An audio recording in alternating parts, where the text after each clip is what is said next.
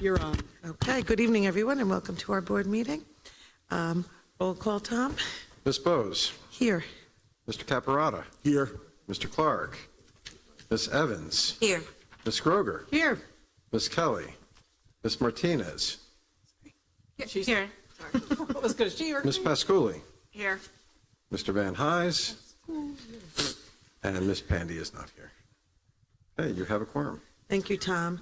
The Open Public Meeting Act authorizes the Board of Ed to meet in exec session under certain circumstances.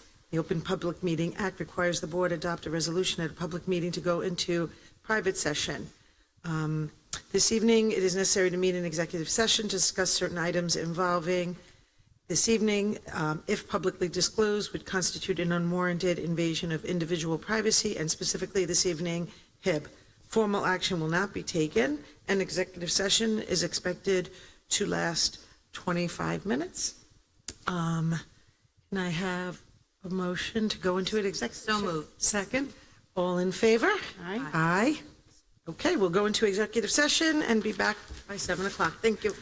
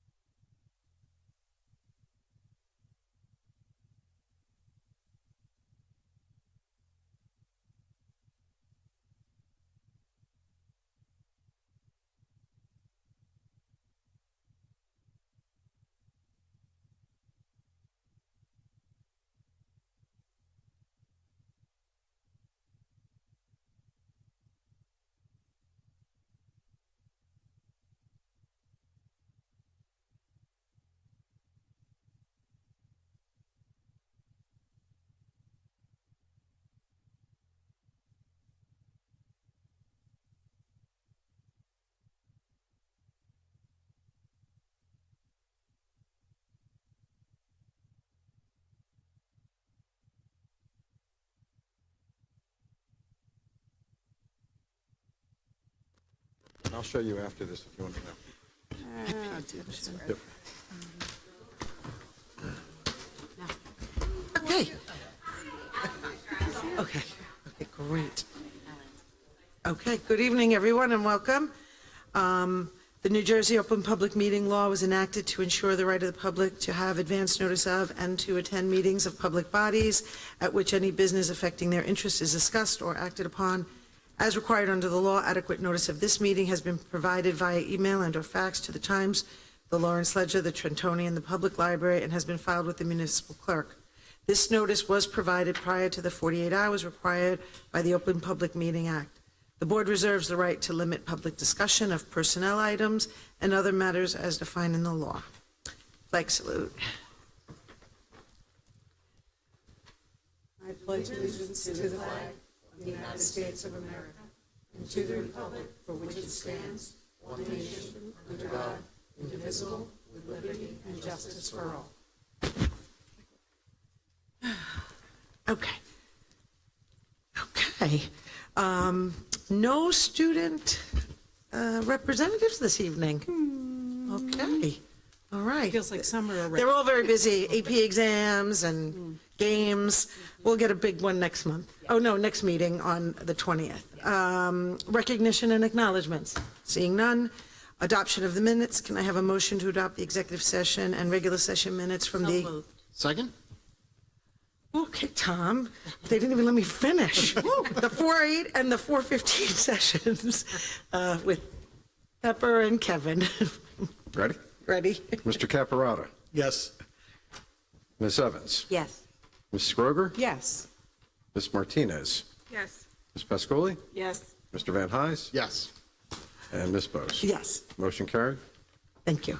Yes, nobody wanted to hear me talk. This evening, we are very lucky. We will have our budget hearing during our superintendent's report. So the floor is yours. Right. Well, first, I just want to take a moment to recognize several important groups that have been at the heart of our schools over the past couple of weeks.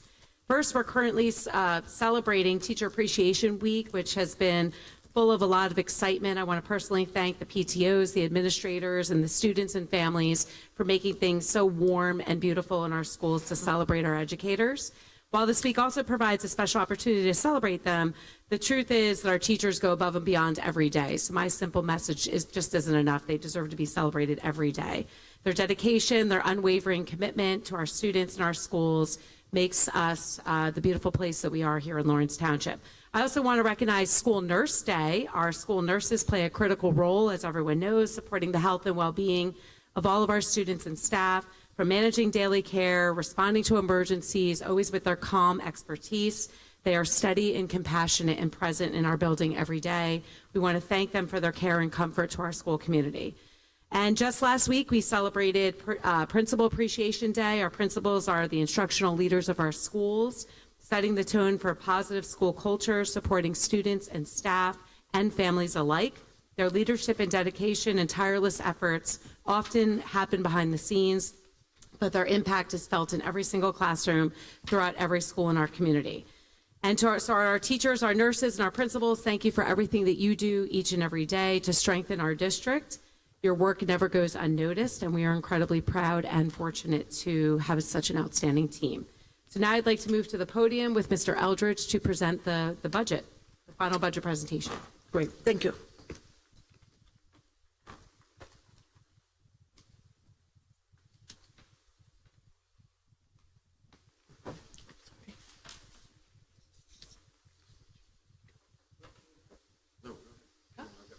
Oh, all right. He's giving me the floor first. Okay, here we go.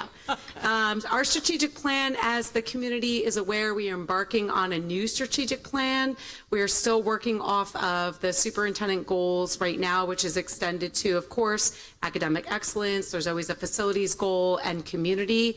That plan, we're hoping to do some action planning over the summer with the leadership team. Will be rolled out through committee in August and then adopted by the Board of Ed for September. So we are very excited. Our second meeting is starting on May 27th. So some of the initiatives we've been working on the last couple of years, our expansion of preschool, We are excited to launch, and it is in our course of study, the High School Public Service Academy. Even working with our local township officials, this is going to be awesome for our kids. We're starting small with a cohort, but that is something that we really want to embody here. It's career and college experiences for our students. Also continuing with community workshops, we feel very proud. We've launched several community forums this year, I meant to say, centered around curriculum. We did an AI night. We did a student security and safety evening, educating families. Then, of course, our eye is always on equity and access. So we're making sure that, with our director of curriculum and equity, that we're always making sure that our programs, our resources, and our staff really reflect the needs of our current students. We launched building level teams and district level data teams this year. We've gone through a full leadership professional development journey, making sure that our common assessments, so these are our universal screenings, aligned to metametrics, are really talking to the end of year assessments. So we're looking at kids through one lens, through a data that is going to be, our data set is going to be longitudinal. We're educating our teachers and our staff how to look at the data, interpret the data, and then bring that down to the classroom level to differentiate for our learners. And then, of course, our goal is to always maintain safety and security. We do have our police officers very present in our schools, and that's going to continue for next year. Oop. Some economic influences. Is this you, Mr. Eldridge? You want me to keep going? All right. Economic influences. So obviously, many things impact the development of a budget. This is something that Mr. Eldridge, myself, and the central office team, alongside our administrators, we start this very early. By October, we're already having conversations about budgets for the following year. When you have a collective bargaining agreement that's settling well over the 4%, and you've got, the tax levy at 2%, we're always looking at the economic influences. So we're looking at those salary increases. The budget, is developed around, obviously, the personnel. So benefits go along with that package, right? We're looking at pension cost inflation, tuition rising for some of our out-of-district students, contracted services, nursing care, consultants, registered behavioral technicians. Every time we go out for an RFQ, those prices inflate. So we're always competing around the rising cost of developing a budget. Okay. So piggybacking on what Dr. Clement said, these figures that you see in front of you are presented in two different forms, both of which show the inflation that Dr. Clement was discussing. So, okay, it works, great. So on the left, we have the program budget. And what this means is, what are we supporting in terms of which program, as opposed to the object budget, which is what are we purchasing for $1? To give you an idea, for example, you can look and say to yourself, okay, supplies. Supplies are an object we purchase, but they run through all of these. So we give it to you in two different formats. Of course, they both total $88,626,000 in the current year, $92,531,504, and you'll see that here. But we present it this way so that you can take it and consume it with either concept that you prefer. So in the proposed budget, we see that special education costs are a little higher than our general education costs. That is not always the case. It is the case in this budget, but there's not an outlier there that I care to talk about. There's nothing driving that other than the cost of education.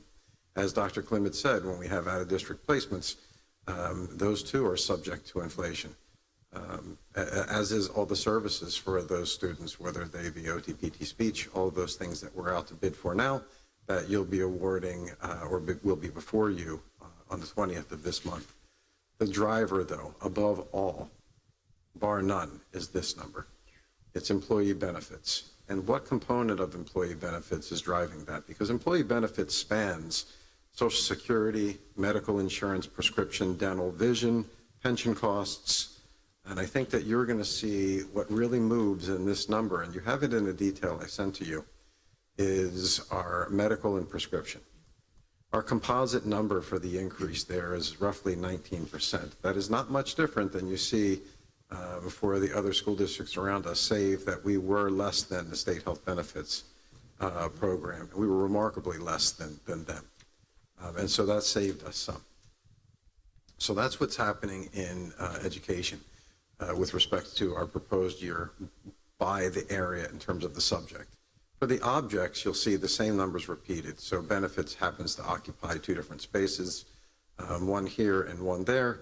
But as we look, we see that salaries are second to benefits. Services, next. Services also is something that grows with inflation. And it's all those things that we talked about. It's also any costs for maintaining our buildings. So wrapped up in services will be things from maintenance on our buildings to legal fees, anything that we pay someone else to do. So we'll move here. This is what we call our advertised budget. The Department of Education has an advertised budget as part of their template. I take that and I adapt it into this form in Excel. It's essentially the same budget. What this is still a summary of our overall budget, as you see all the items listed here. And of course, we show you the proposed year and then the variances here so that you can question the outliers as you see them. So the budget is comprised of these. This is no different than it ever is with respect to salaries and benefits, making up between 70 and 80% of our budget. It has always been about that case. These percentages of what comprises our budget, that's not changing much. Benefits is a little bit more than it typically is for the reasons I just described. But other than that, these stay in proportion as they always have. And if you're asking about benefits and wanted to know more, we say, what are our cost drivers? This pie here represents this total increase right here and change. And what's it comprised of? Mainly employee benefits there. And so here are all those categories that I said are part of employee benefits. We have a small group. Does anyone have any questions on any of that just quickly I can answer? If it's in depth, I'll defer that. Earth-shattering. The dashes before budget is comprised of, those are not negative. Those are not negatives. They're just that. They could be bullet points. Okay, so moving. I like this format. You like that format? It's very easy to use. It's different from what we've seen in the past. It's an extended format of what you've seen. Is there any one element of the employee benefits that's a contributor for the overall increase, or is it just a little bit of everything? Well, it's going to be these two here, prescription and medical. More so prescription than medical this year. Prescription's been driving for the last couple of years. There was a time when it was the pension costs that were, when they were phasing, New Jersey was phasing in. But over the past couple of years, it's been these two right here, and that's why I listed them there. Okay, great. And I didn't know what the renewal rates were when I originally made the slide, or I had to put prescription first. But medical is the largest portion of all these. But in terms of growth, it's prescription that's driving. Got it. And this is all in our plan that we've joined, that's not the state plan. That's correct. We're part of a joint insurance fund for medical and prescription. Dental, we're self-insured. We pay the claims dollar for dollar as they come in. Vision, we have an insurance plan on that. And Social Security, of course, is just the employer's share. Okay? Yep. Workers' comp, we're doing fairly well. So that's been a saving grace for us, which is usually not the case. We put this slide up here. This is a summary of everything you already know about the school district because you're in all of the committee meetings. And what we do is, if you look at this online, and by the way, everything here, this PowerPoint is online, as is the all of the schedules that I sent to you. They're all on our budget, and after tonight, a revised version of the user-friendly budget will be up there. But the user-friendly is up there now also. That's a state of New Jersey DOE format.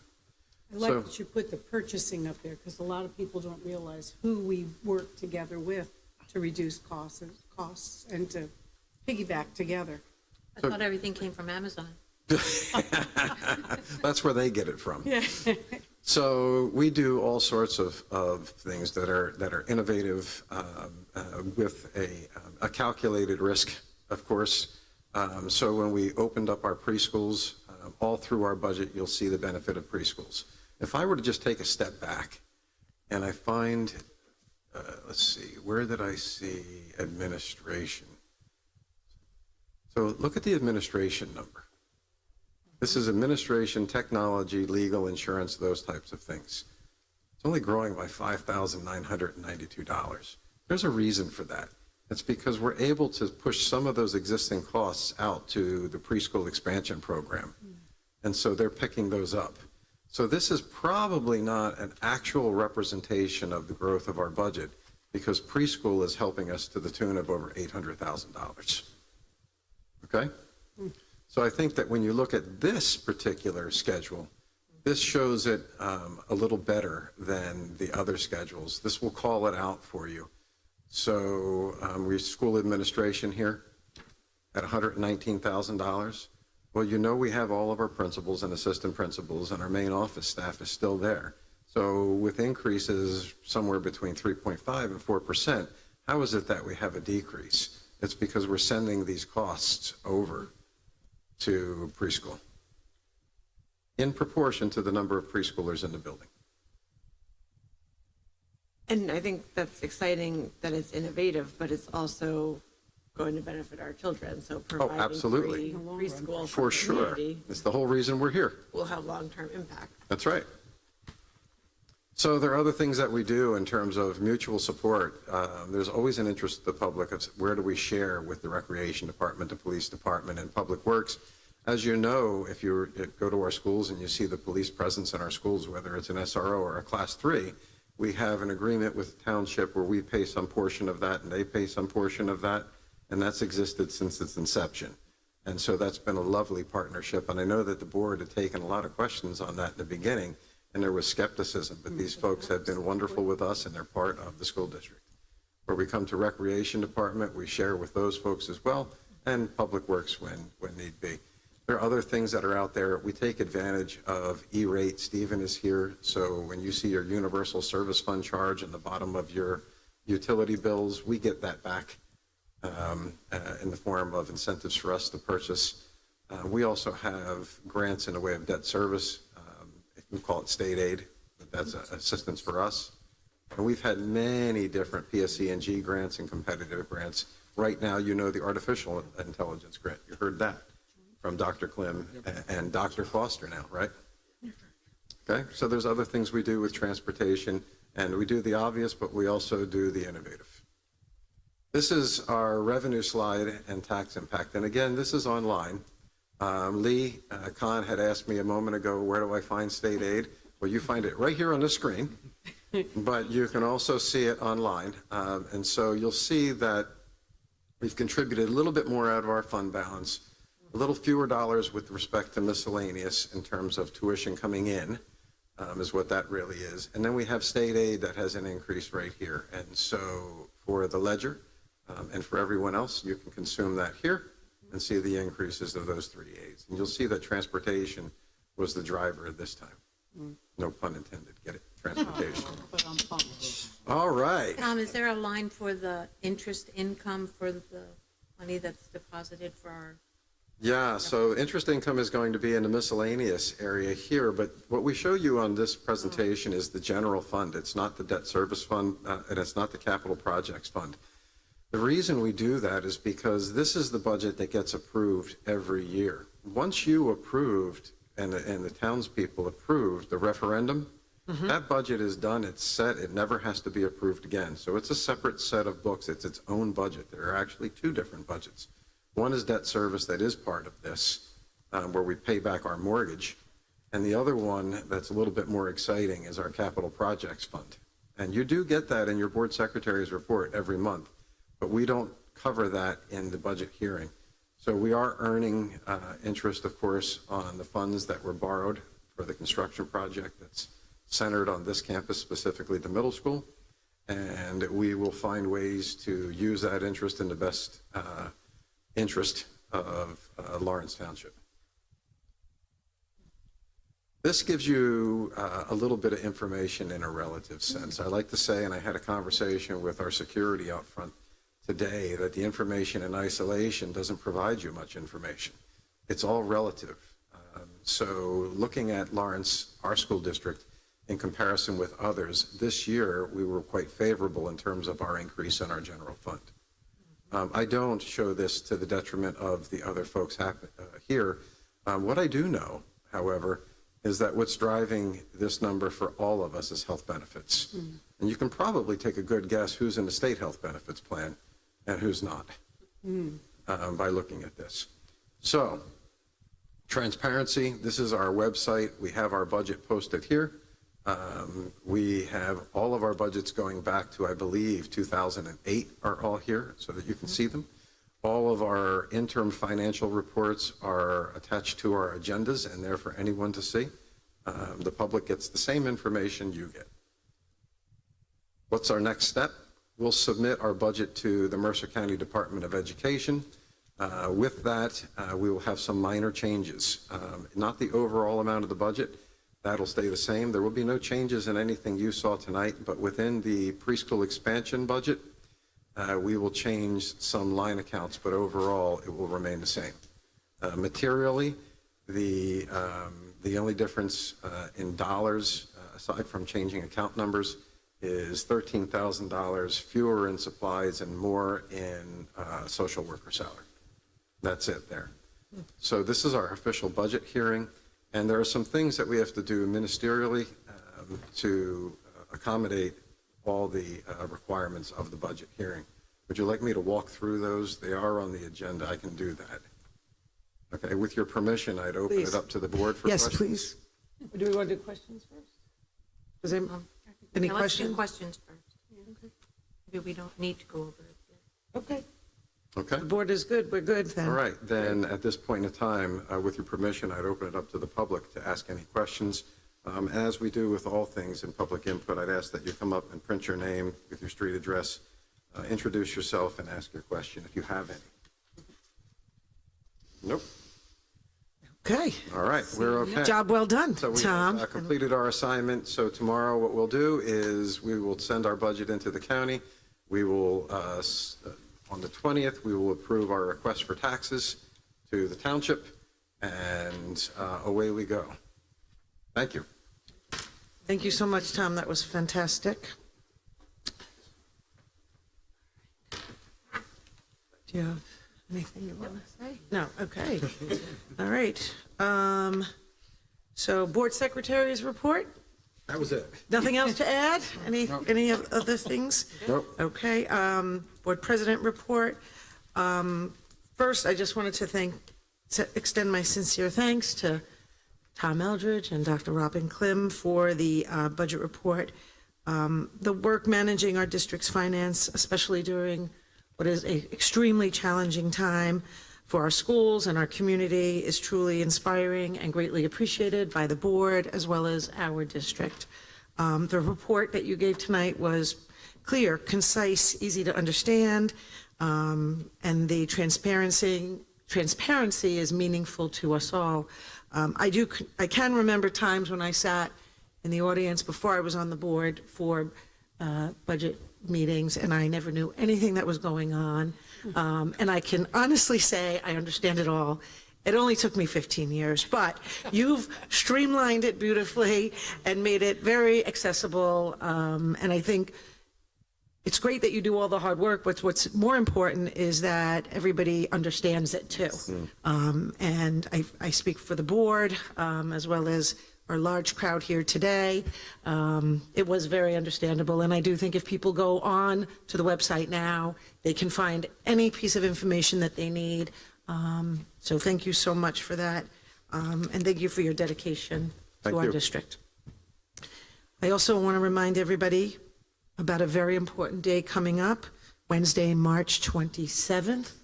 Sorry, May 27th. Mark your calendars. It will be our next strategic planning meeting. If anybody is listening, they did not have to attend the first one in order to come to the second one.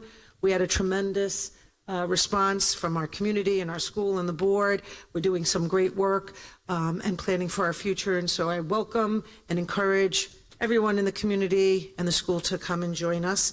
There are flyers at the door with the QR code, as well as you can look on our website for information about RSVPing.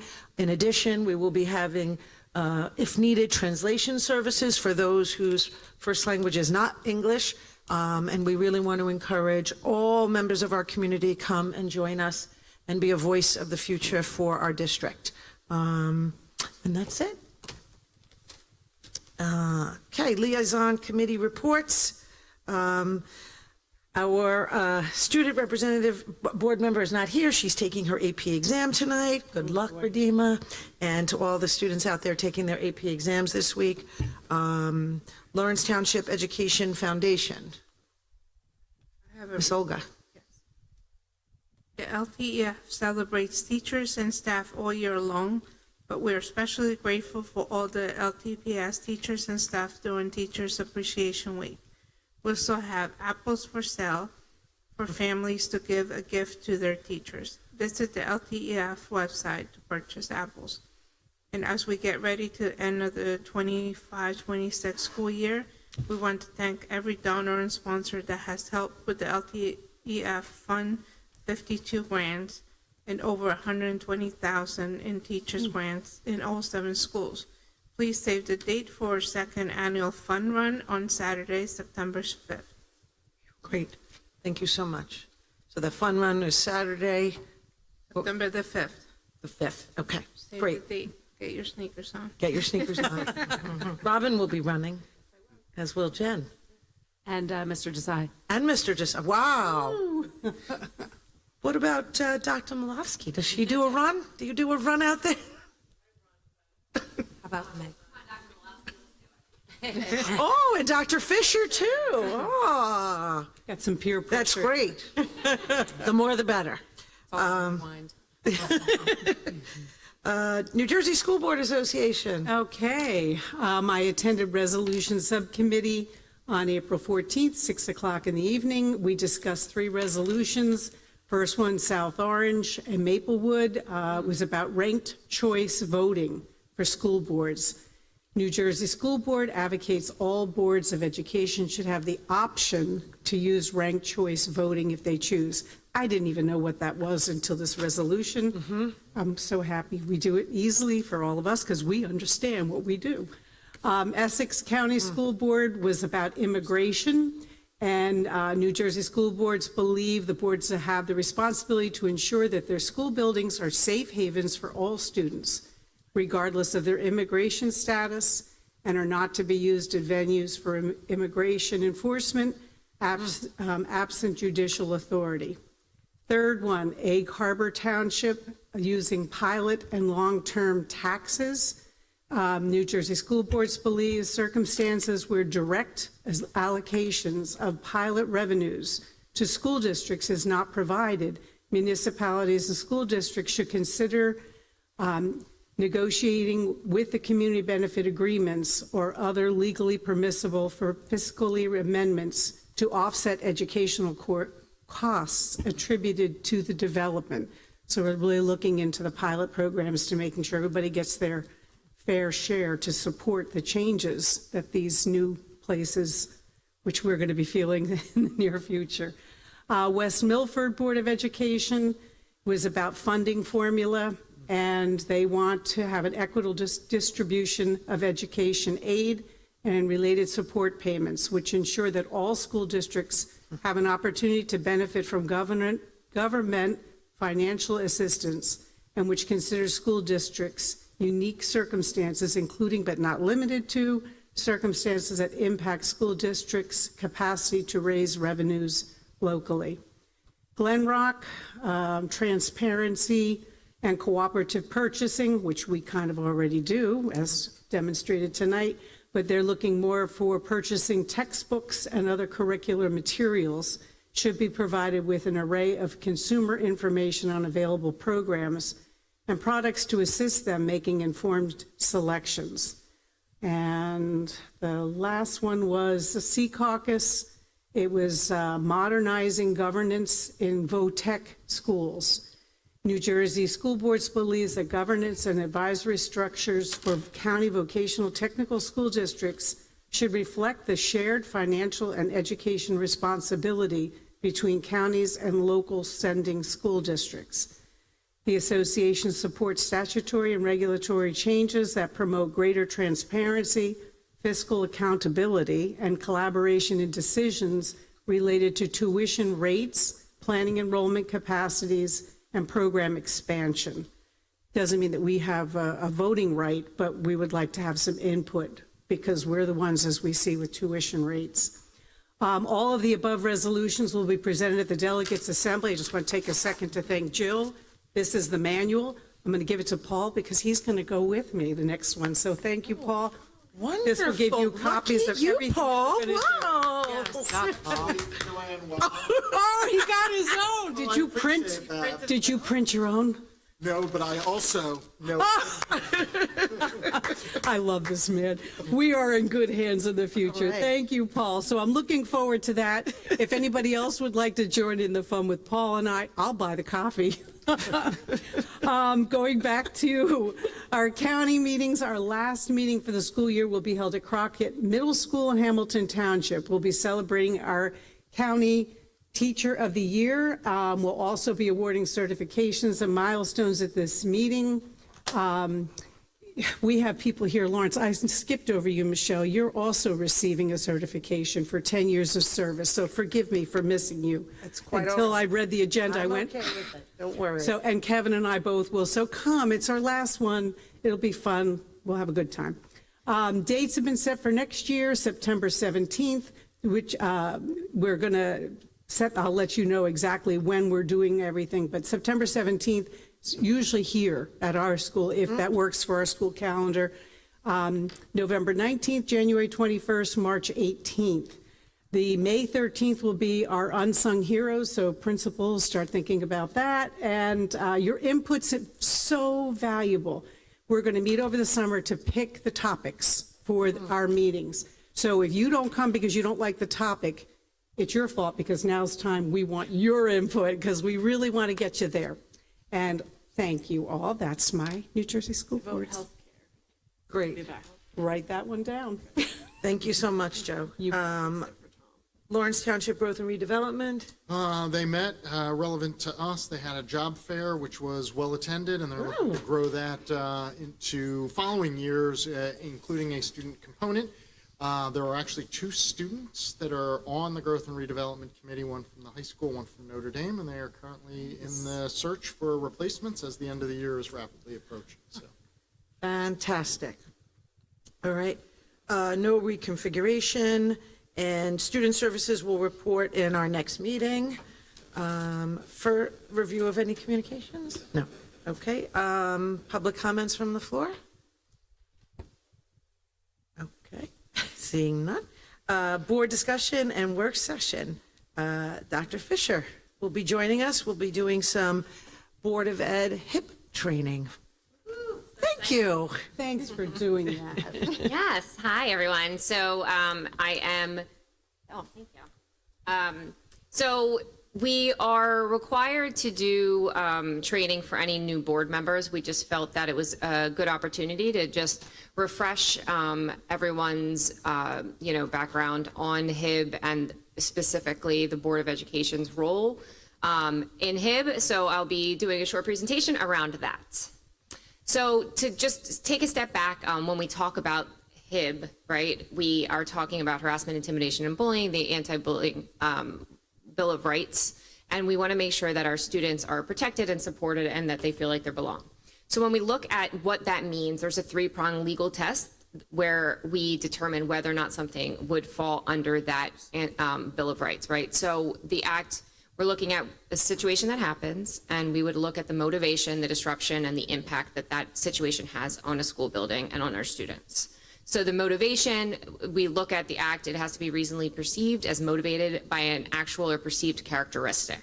So we're really looking for that identified characteristic: race, color, religion, origin, gender, sexual orientation, disability, etc., or any other distinguishing characteristic.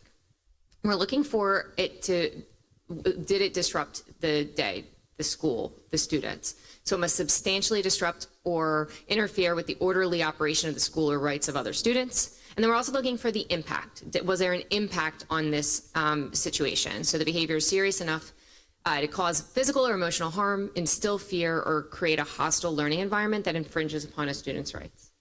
So when we're talking about HIB, this is what we're looking at in terms of whether or not that would qualify for HIB.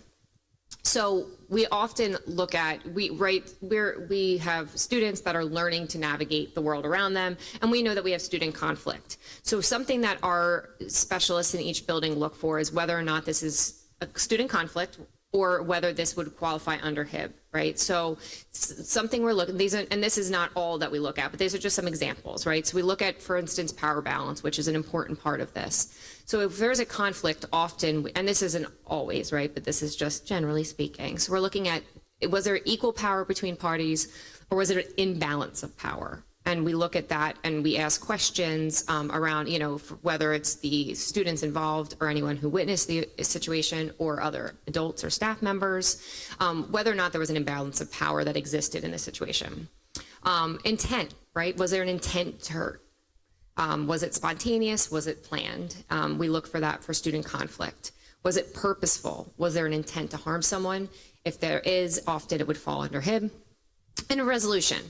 Right? So often in student conflict, we're looking to seek a solution together. And often in HIB, there's a look for control or dominance in that situation, whether that was purposeful or not. So these are just some things that we look at, but we have student conflict is something that we navigate every day in our schools. We do a great job with our character education program to make sure that we teach students how to navigate that, but we're really under this specific HIB law, we're looking at things that might take a step further, and we need to do additional interventions to make sure that the students understand how that is and how to prevent it from happening again.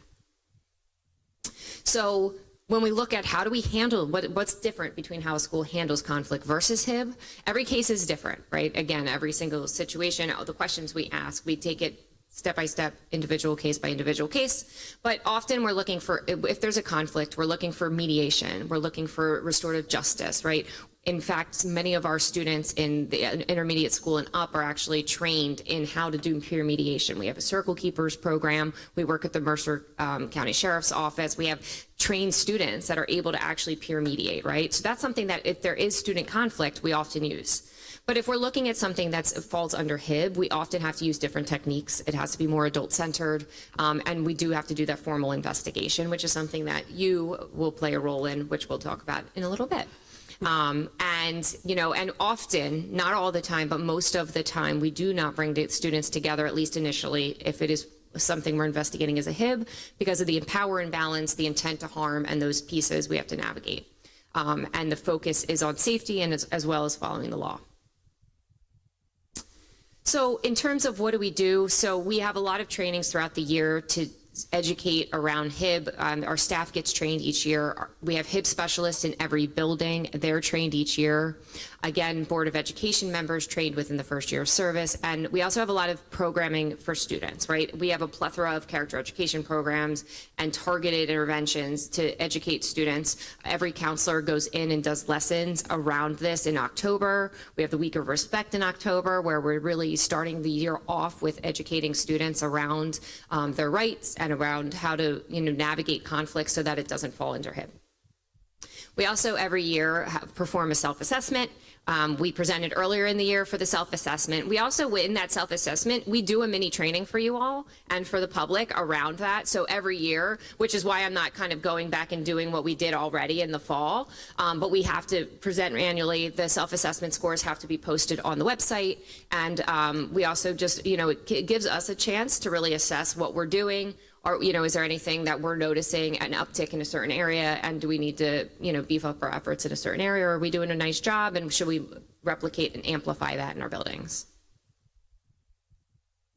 So when we look at the reporting and the things that fall under HIB, we have a very strict timeline that we have to follow. So within the first day that it is reported, there is a form online, the 338 form, that has to be completed. And that starts the investigation process. Families are notified within a day that that investigation has been started, whether the parent fills out the form, a staff member, a student, right? Anyone can fill out that form to initiate an investigation, and we do notify the family.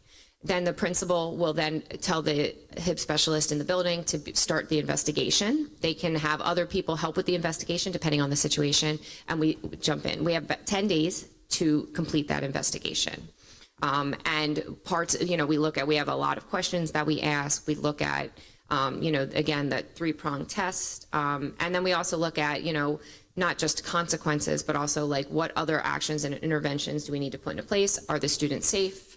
How are they being taken care of? What wraparound supports do we need to put for all of the students involved? So after that 10th day, then we have a platform we use called Hipster. We report it to the superintendent within 2 days of the final investigation, and then it goes into Hipster that way.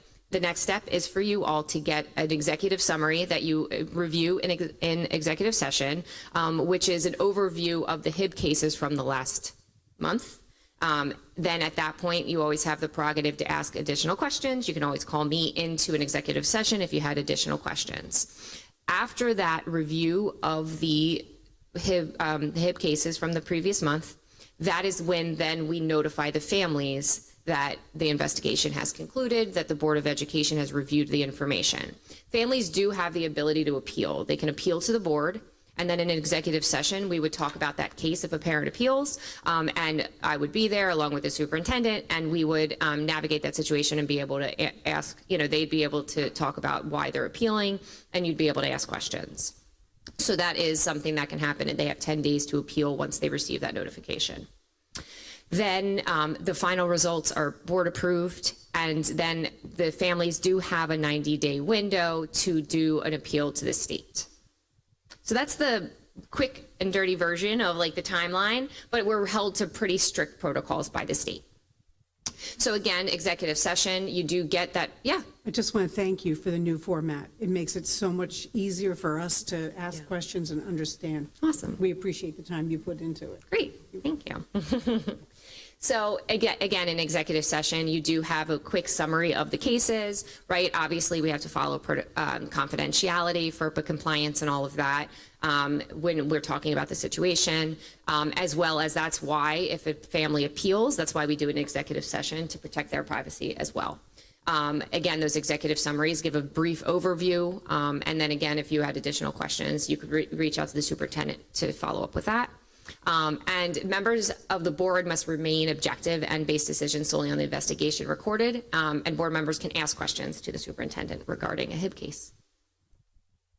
Again, so 90 days, the board, once the board issues its decision, parents do have 90 days to file a petition of appeal with the Commissioner of Education, and that your action is appealable.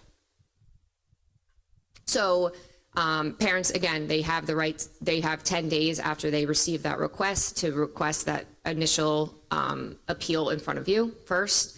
They must be held in executive session, and you all issue that final determination whether or not appeals happen for our HIB cases.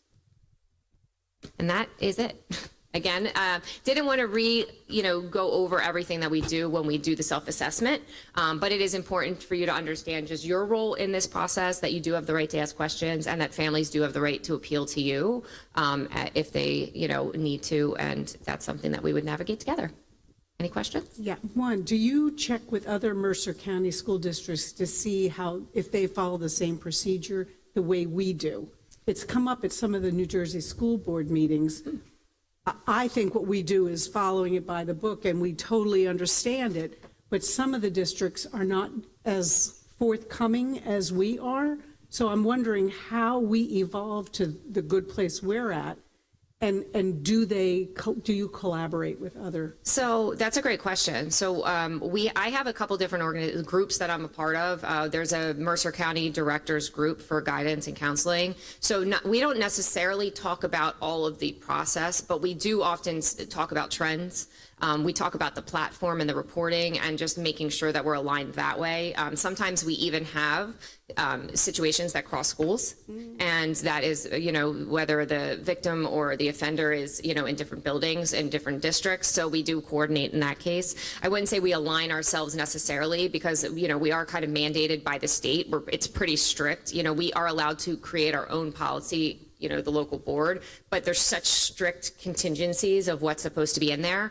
But we do often talk about the trends and that side of things, as well as just like the reporting, like the platform we use, Hipster, is something that most of the schools use. So we often talk mostly about the tech issues around it and making sure we're good there. Thank you. Dr. Fisher, related to what Joanne said, What about if something happens at like a sports event? So at like a football game or something like that, would that also be considered under the? Yep, anything on the bus, anything on school grounds, school function, that all would fall under this. And that's where we're looking for that substantial disruption.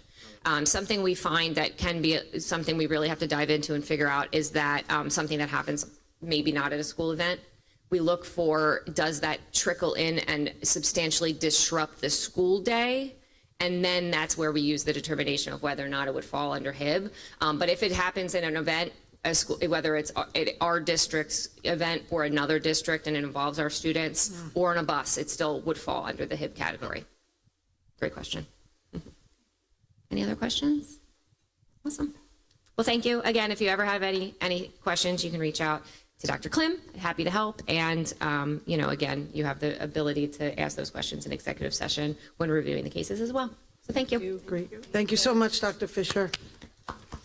Yes, bravo. We'll clap for you. Cheers for Dr. Fisher. Small crowd tonight. Okay, board discussion and action items. Personnel committee and personnel action items. All right, personnel met April 29th, 8:15. In attendance were Dr. Robin Clem, Sean Fry, Michelle Bose, Mackenzie Kelly, Arundel Clark, and me.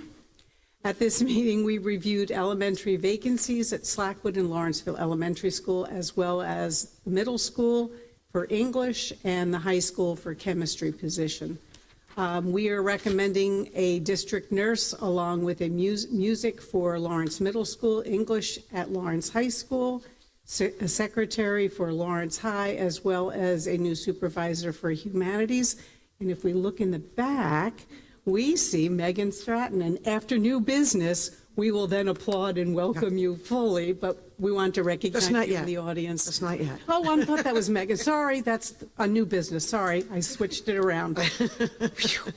We're currently still interviewing for BCA, Board Certified Behavior Analysis position.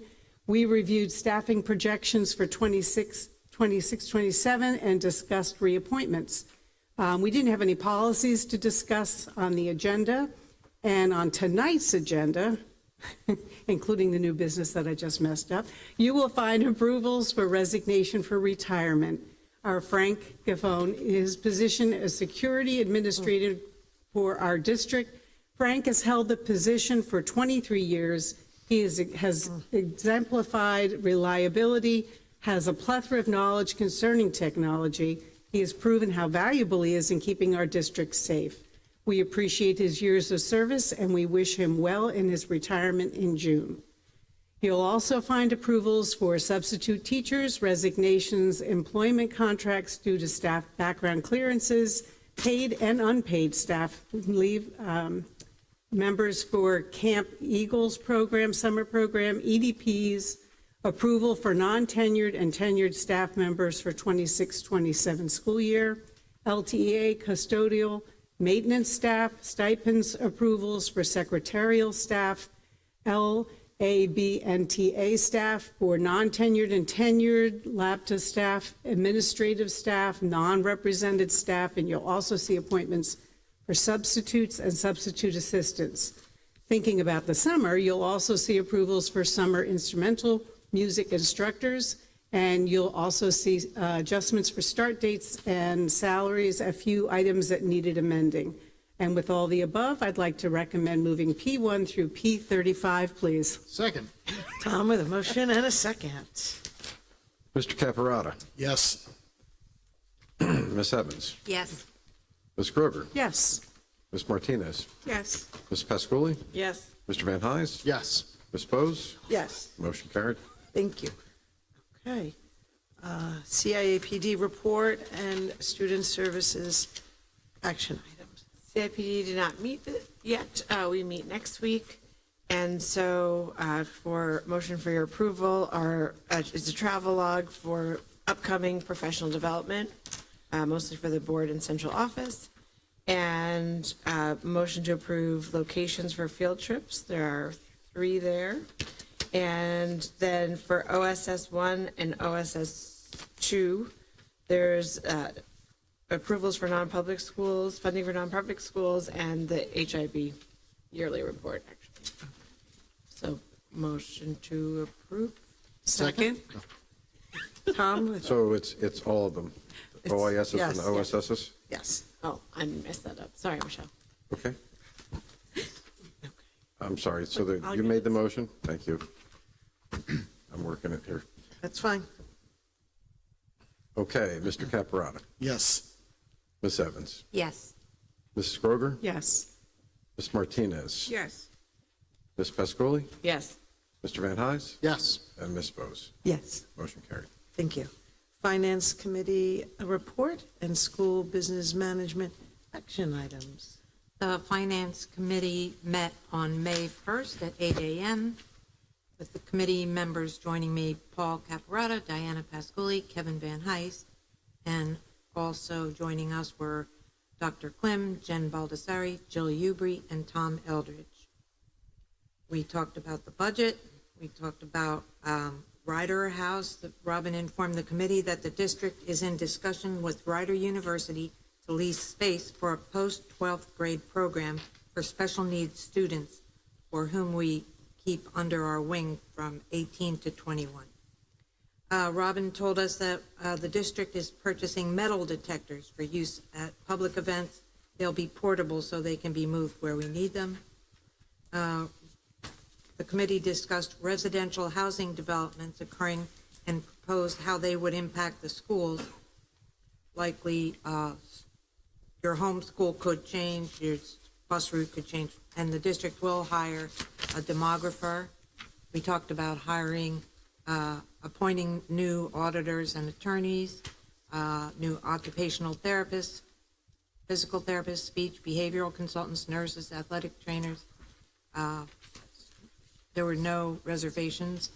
LMS construction change orders were there, and LIS and Slackwood School building modifications. The Slackwood ramp project is being rebid. Construction is still anticipated for the summer. Long-range facility plan was amended. There will be a change in the district's treasurer once the municipal CFO retires. And the good news is Rick Bus Company, our key transportation provider, is going to keep the existing contracts flat for the 26-27 school year. Before the gas went up. And let's see, if you go to your agenda, you'll see the usual drills, HVAC for 20,000, approving health and prescription insurance, capital projects, the roofs on LHS and LMS, teacher laptops are on there. The actual budget proposal is on there, some policies are on there, and with that, I'd like to move SBM 1 through 15. Second? Tom, with a motion and a second? Mr. Caparata, Yes. Ms. Evans, Yes. Ms. Groger, Yes. Ms. Martinez, Yes. Ms. Pasculi, Yes. Mr. Van Hise, Yes. Ms. Bose. Yes. Motion carried. Thank you. New business? Mr. Van Hise? Public input. Oh, public input? Oh, I forgot. This is our last opportunity for public input. We're so quick to go. I'm sorry. Somebody have a take. Oh, okay, I have, Oh, yeah. all right, I'm sorry, I have to go back and just read something very quickly. I apologize. The public education recognized the value of public comment on educational issues and school matters of community interest. In support of this position, the law establishes a period of public comment at every board meeting. Individuals wishing to speak must state their name and write their address. Comments are limited to 3 minutes in duration, but an individual may speak a second time after all others who wish to speak on the topic have been heard. The board may require the individual register to speak prior to the beginning of the meeting. All statements shall be directed to the presiding officer. No participant may address or question board members. Please don't be afraid. All speakers are requested to express themselves in a civil manner with due respect for dignity and privacy of others whose rights may be affected. Please note, while it's not our intention to stifle comment on matters of legitimate concern to the community, the public should be aware that if their statements violate the rights of others under the law governing defamation or invasion of privacy, they may face personal liability to the injured party. If speakers are uncertain about the legal ramifications of the comment, the board urges them to seek guidance beforehand from their own legal advisor. The floor is yours. Thank you. My name is Sylvia Cobas. I'm a resident of Lawrence Township, and I'm very happy to hear, because that was my concern, all the pilot programs that are going to be coming into the township with all the residential redevelopment into all the high-density residential. I was very happy to hear that there's some solutions being looked at to get the money out of the pilot, direct them to the school district, because that was an extreme worry for me. I attend a lot of township council meetings and planning board meetings. Therefore, I've noticed ETS 800 units. There is one right outside of Quaker Bridge Mall, which is going to be 450 units. The so-called Gulick House, that's over 100 units, and of course, the one that's already have been approved, 3131 Princeton Pike, which is almost 300 units. So there is a lot of new development coming in, and it's all high density. And as I heard Mr. Nowinski mentioned at one of the planning board meetings, pretty much any redevelopment is going to have the pilot program on the table. So that's a lot of new residents which is great. It's great to have the township grow and all of that, but then we also need the schools to be funded, because I think one of the best things in our township is the wonderful school district. And my daughter attended only high school, the public high school here, but she loved it, and we loved the experience. So I appreciate that you are already looking into it, and that makes me feel a little bit better. So thank you very much. Thank you. I also want to encourage you to come to our strategic planning meeting. If you haven't heard, it's on the 27th of May here in the high school, because that's, the opportunity to really get input from the public and your concerns and thoughts, and, would be greatly valued by us in the school district, because we are committed to our students in the future, no matter what happens in our township. Okay. Any other public input? Okay. New business now. Good job, Ken. Thanks. On the new business items, we have some resignations, appointments, 2 additional travel log approvals, authorization for our business administrator to use cooperative pricings, awards of scholarships, and 2 EDPs. And then the most important thing that we have, as alluded to by Joanne, is the appointment of our new supervisor, Megan Stratton. So with that, I will move NB2 individually, if I could, and then that way we can approve that and then have her Great. introduce I herself. like that. Great. Second? Hey, Tom? Okay, Mr. Caparata, Yes. Ms. Evans, Yes. Ms. Groger, Yes. Ms. Martinez, Yes. Ms. Pasculi, Yes. Mr. Van Hise, Yes. Ms. Bose. Yes. Your motion is approved. Thank you. I'd like to extend our congratulations officially.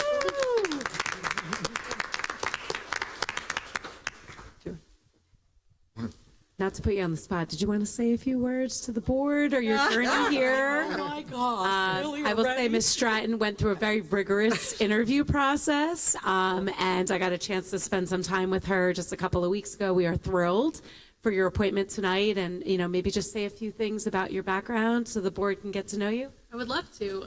So just thank you so much. I'm so excited to join the team in July. So I come from a background of a supervisor of humanities currently, and I've just loved the opportunity to support both teachers and students in that role. Prior to that, I was a teacher of social studies in East Windsor, so in the area. And I just, I'm so passionate about helping students and supporting teachers, because I feel that a supported teacher is going to support students in the best way. So thank you so much for the opportunity, and I'm very grateful for the warm welcome. So, thank you. Wonderful. Welcome aboard. Welcome.